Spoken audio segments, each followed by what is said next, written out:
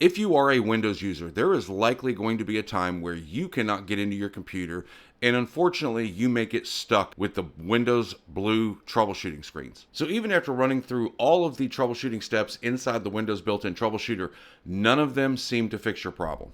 But did you know that there is a secret operating system underneath what you see every day when you point and click? That underground operating system is actually called DOS. Well, it was back in the day. If you've ever heard anybody talk about a DOS box, you know they're old and you should probably buy them a beer and some Doan's pills for their back.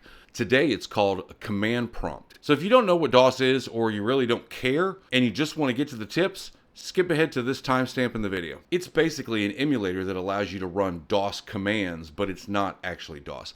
That's all technical stuff, not anything you need to worry about. But what I am going to talk to you today about is, in case you have issues with your PC, there are 13 DOS commands that every Windows user should know, because I guarantee you at some point you're going to come across a problem, and these are things that absolutely could get you out of a mess. And make sure you stick around to the end, because the last one on the list is an absolute game changer. And don't worry about your personal skill level. I'm going to walk through each of these one by one and step by step, and as long as you just follow exactly what I say, you'll be fine. You can't screw it up, I promise. Back in the day, DOS was actually an operating system and Windows was layered on top of it. Now that DOS operating system is now called a command line interpreter. It's techie, doesn't matter for the purpose of this video.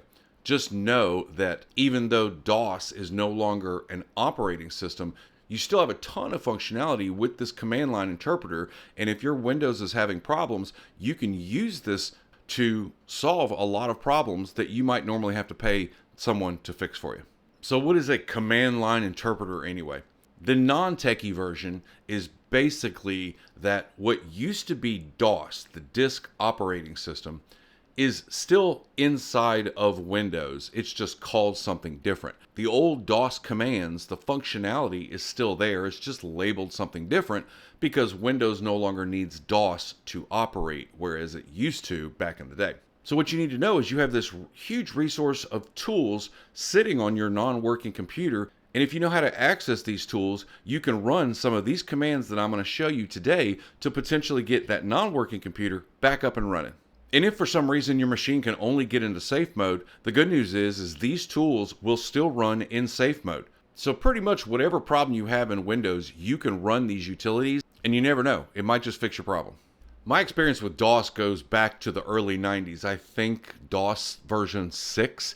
Back in the day, that was the operating system. There wasn't Windows until later when Windows 95 came out. Basically gave that DOS a graphical user interface called a GUI, where you could now point and click at things instead of typing everything. So I've been using some form of DOS for over 30 years, and there's been a lot of times where I've fixed a lot of computers using basic DOS commands that I'm going to show you today. Now, the first item on the list, if you can only get into command prompt, is you want to be able to look at your host file. Now, what is a host file? Basically, it's just a text file that sits on your computer. It's what allows your computer to translate domain names and IP addresses. Technically don't even need a host file, but what can happen sometimes, especially if you suspect that you might have an infection, is that a bad actor can actually hijack that host file and force your web browser to redirect to somewhere else. If you ever type in google.com and it redirects you to somewhere else, most likely that's because the host file says when you go to google.com, actually go here. And so what you want to be able to do is look at the host file and see if there is anything in there that just looks abnormal. So to check it, what you're going to do from the command prompt is you're going to type the words type, T-Y-P-E, space, C:\\Windows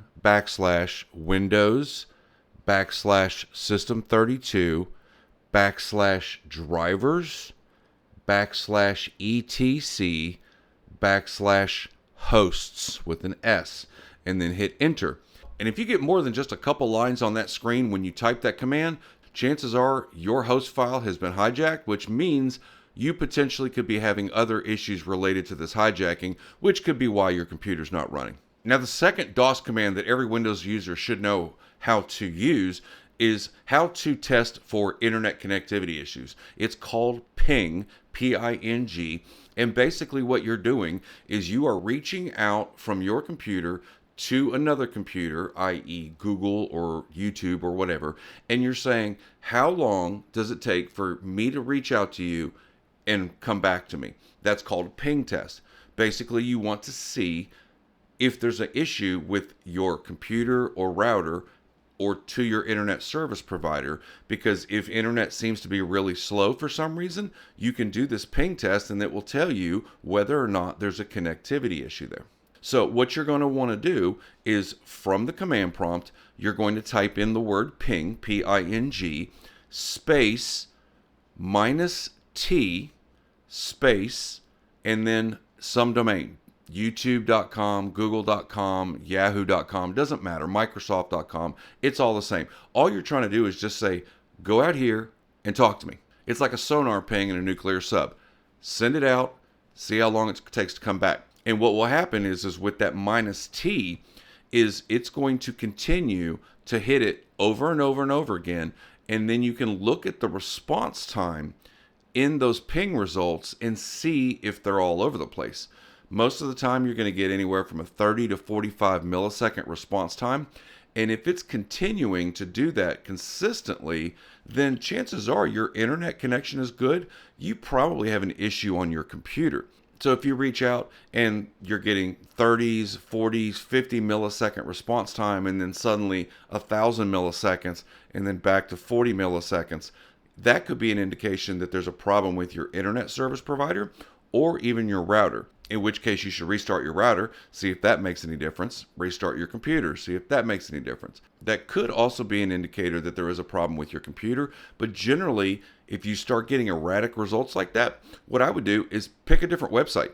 Sometimes that website, Yahoo or YouTube or whatever, is sending back a delayed response. If you ping Google and it's consistent all the way down the board, you ping Microsoft and it's consistent all the way down the board, chances are you're good to go. It was just that one website. But a ping test, especially when you feel like you have super slow internet and you've restarted your router and you still have those erratic results, that could be an indication of a bigger problem. It could be something as simple as your network card needs a driver update or maybe needs to be uninstalled and reinstalled. There's a dozen different things that could cause that. But more importantly, knowing you have consistent results helps narrow down the problem to whether it's a hardware issue or something on your Windows PC. Today's video is sponsored by Aura. Your odds of winning a lottery jackpot? About 1 in 290 million.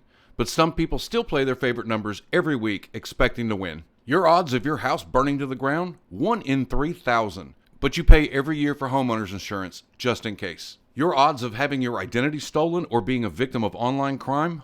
1 in 4. Let me say that again so it sinks in. 1 in 4. And even though you spend all this money every year protecting everything else in the world, what are you doing to protect yourself against becoming a victim of online crime or identity theft? Unfortunately, a lot of people don't think about it until it's way too late. And that's where Aura comes in. And myself being a victim of identity theft in the past, trust me, that's a battle you do not want to fight. Data brokers sell your information to spammers and scammers. Your full name, your address, your phone number, health records, your relatives, it's all out there for the picking. We hear all the time about companies getting hacked and data breaches and all of that. AT&T just recently released that 73 million customer records were released on the dark web. And they recommend using strong passwords, monitor your account activity, and consider credit freezes or fraud alerts from the credit bureaus. But who has time to do all that? I know I don't, but Aura does. Their system shows me which data brokers are trying to sell my data and then automatically submits opt-out requests for me. They also protect me against hackers who are trying to get into my social media, bank accounts, and other personal information. Aura does all of this with just one app. To find out more, sign up for a 2-week free trial at aura.com/askyourcomputerguy and find out for yourself what's really out there with your name on it. Now, sometimes if your Windows doesn't load properly, it could be because system files that are needed to run Windows are damaged. There's a great little utility that you need to know, and it's called System File Checker. The way you run this from command prompt is type sfc /scan now, and the scan now is all one word. Hit enter and let it run. What this does is it checks for damaged Windows system files either files that are corrupted or potentially the wrong versions. And what it does is it goes into your hard drive and finds a cached copy of all the installation files, all the system files, and it replaces that damaged file. So sometimes just having a damaged system file can keep your computer from running. System File Checker is one of the best utilities out there. I've run it a billion times, and it doesn't always work, but sometimes it does, and it's certainly worth trying, and it's certainly worth knowing. Now, the second program that you can run from a command prompt is one I have used tens of thousands of times over the years. It's called Check Disk. It is a built-in utility in Windows that you run from a command prompt. And what Check Disk does is it actually looks at the integrity of not only how files are written to the hard drive, but there's also an advanced feature of Check Disk which actually physically tests the drive itself.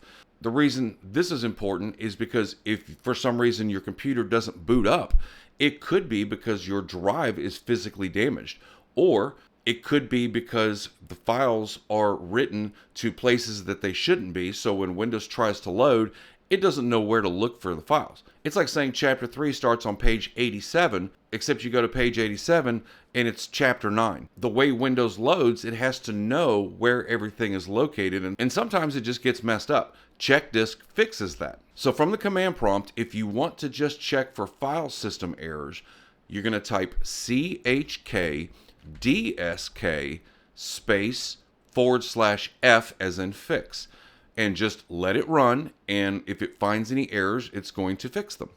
Now, if you suspect that you have a hard drive problem, a physical drive problem, you want to run that same command but with the /R switch. So it would be CHK DSK space /R. Now, that R stands for repair. Now, what I will tell you, be prepared, because the /R is a much longer test. It could take hours, it could take days. I've seen it take weeks. But if you have a problem with your drive, this is the scan to run to determine whether or not you have a problem. And honestly, a Check Disk /R shouldn't take more than 3-4 hours on average. If it takes half a day or longer, you've probably got a problem with your hard drive. Now, the next command prompt program that you should know how to use to troubleshoot any potential issues is called DISM. That stands for Deployment Imaging Service and Management. And basically what this does is it's a Windows utility that checks the overall health of your Windows image. If you've potentially corrupted a file or gotten an infection of some kind, this can go out there and basically kind of do what System File Checker does, but on a much bigger scale. Now, I have had limited success with this command over the years, but I have got it to fix unbootable machines before, so it's absolutely worth trying. So what you're going to do from the command prompt is type DISM space /online space /cleanup -image space /restore health, and the restore health is all one word. Then hit enter, then let the deployment image servicing and management tool go out, check your version of Windows against a known good version, and it will potentially download and replace any files that potentially have corrupted your computer. This is more of a power tool that a lot of technicians have used over the years. And like I said, I haven't had a whole lot of luck with it, but it has worked. It's definitely something you should keep in your toolkit. Now, the next program to run from a command line really depends on your specific situation. It is to be able to run a malware or antivirus scan from a command line. Not every antivirus or malware program has that feature. So you need to do a quick Google search on whatever program you have on whether or not it has any command line features. There are two different types of command prompt. One is just booting to a command prompt and that's it, and there's nothing else you can do. It's actually a command prompt interface. There's no Windows shell that's just not running. It's command prompt. The other is if you can get command prompt to run inside Windows shell. Maybe the desktop isn't working, but you can get command prompt to run. In this case, I can do that with Malwarebytes. There is a command line that will kick that program off and actually run it in Windows from the command prompt, even though the rest of Windows is acting stupid. Now, the good news is in a situation like that, you could actually update it and run a scan and potentially figure out what's causing your computer not to boot. Again, this is very specific to your malware program and your antivirus program, but you should at least know that if there is a command line option, know how to do that, even if you just go to the website and print off the instructions, because you'll know exactly what directory to go to, exactly what commands to type in from that command prompt. And if you can get that antivirus or malware program to run, you may potentially take care of your own problem. Again, results may vary depending on your software. Now, sometimes when you try to log into Windows and use your normal user profile, it looks weird or it doesn't load at all. And that's usually because your user profile is actually damaged and Windows is just creating a temporary dummy account and logging you in. Sometimes what you need to do is create an entirely new local account on that computer, and you can do that through command prompt. This way, when you log into that profile, everything will work the way it should, and then you can figure out how to get your files out of the other profile once you're able to successfully log into Windows. So from the command prompt, you're going to type net space user space, whatever username you want, space, type a password, and then type space /add and hit enter. And then to verify that it was created, you can just type net user and hit enter, and then you'll see it listed in the list of users on that computer. Once you've created that username, just simply restart or log off that particular user, log in to the new user account with that password that you created, and you're back in Windows. This next command line tool isn't for doing any kind of repair or anything like that. It's more of a convenience thing. But there may be a time where you're working on something and you will have to leave and not be able to shut down your computer because you're gone. Say, for example, you are working on something or compiling a project and about to leave out of town, and you don't want to leave for 3 or 4 days and leave your computer up and running. Using the shutdown command from the command prompt allows you to specify how long your computer should run before it just automatically shuts down. From the command prompt, you just type shutdown space /s space /t space the number of seconds that you want the computer to wait. In this case, 3600 would be 1 hour. You can also specify if you want your computer to restart after a certain amount of time. Instead of the /s, you would use shutdown space /r space /t space 3600, and then in exactly 1 hour after you hit enter, your computer would either shut down or restart based on that instruction. If you initiate that shutdown and decide later to change your mind, you can just type shutdown space /a, and that will cancel any shutdown instruction. Again, it's more of a convenience, but it is something that you should know. Now, this next command line tool could very well be a lifesaver for you. If you're having problems in Windows, System Restore is one of the best ways to reverse whatever happened and put your computer back to a working restore point.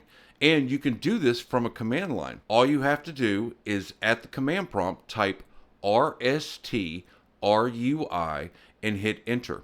That will bring up the System Restore window, at which point you can select a restore point, click on it, and restore your computer back to a previously working condition. Once you restart, you might very well be back up and running. If you ever find yourself in a situation where Windows doesn't load and you haven't backed up your files, this next command could be a lifesaver. It's called Xcopy. And basically what it allows you to do is, from a command prompt, copy entire folders, documents, pictures, whatever, to a flash drive, and including all the subdirectories.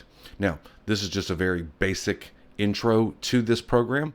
It's basically the same as click and drag over to a flash drive, but this is done from a command prompt. I'll probably make a more detailed video on exactly how to do this later. Just know that the Xcopy command will allow you to copy files to a flash drive in the event that you can't get into Windows.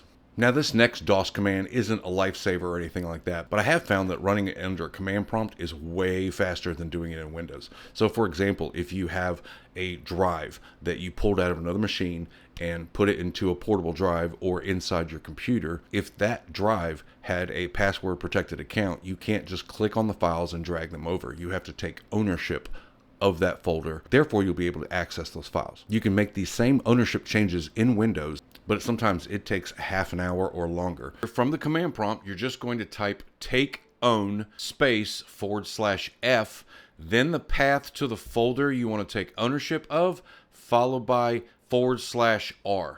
And again, this process goes super fast, but super slow in Windows. Sometimes it's possible that a virus or malware infection can end up in your temporary files. Did you know that you can delete all your temporary files from all locations from the command prompt? All you got to do is type what you see on the screen and hit enter.